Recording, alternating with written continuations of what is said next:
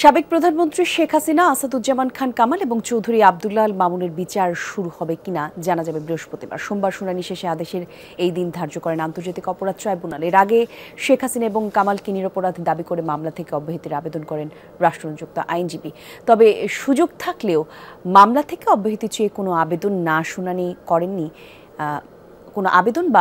করেননি সাবেক আইনজীবী চৌধুরী আব্দুল্লাহ আল মামুনের আইনজীবী।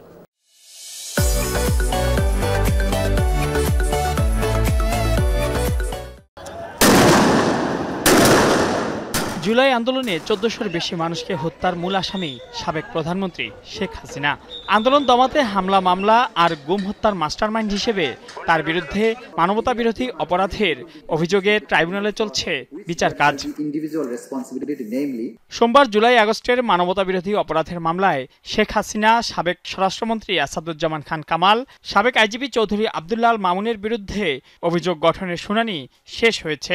তাদের বিচার শুরু হবে কিনা ১০ জুলাই বৃহস্পতিবার ফয়সালা জানাবেন আন্তর্জাতিক অপরাধ ট্রাইব্যুনাল। তাহলে কি রাজাকারের নাতিপুতিরা পাবে?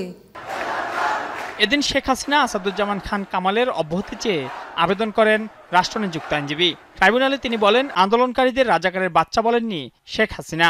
তার বিরুদ্ধে আনা অভিযোগ উদ্দেশ্য প্রণোদিত বলেও দাবি তার। পাশাপাশি ছাত্র জনতাকে হত্যার নির্দেশ দেননি বলেও দাবি করেন তিনি।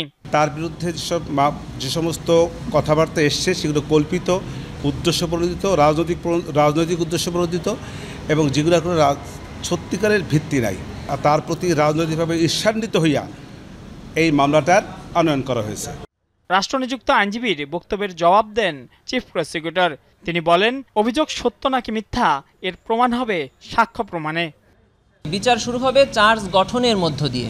অতএব চার্জ গঠন না হলে এই কথাগুলো উনি যে বলছেন বা আমরা যে কথাগুলো অভিযোগগুলো এনেছি এটা সত্য কি নয় সেটি নিরূপণ হবে বিচারে। এদিন হাজির করা হয় সাবেক পুলিশ মহাপরিদর্শক চৌধুরী আব্দুল্লাহ আল মামুনকে। তবে তিনি মামলা থেকে অব্যাহতি চেয়ে কোনো আবেদন করেননি। জুলাই-আগস্টে হত্যাযজ্ঞ চালাতে নির্দেশনা, উস্কানি, প্ররোচনা, সম্পৃক্ততা সহ ৫টি অভিযোগ আনা হয়েছে শেখ হাসিনা, আসাদুজ্জামান খান কামাল ও চৌধুরী আব্দুল্লাহ আল মামুনের বিরুদ্ধে। মাইনুল মারুফ, যমুনা নিউজ, ঢাকা।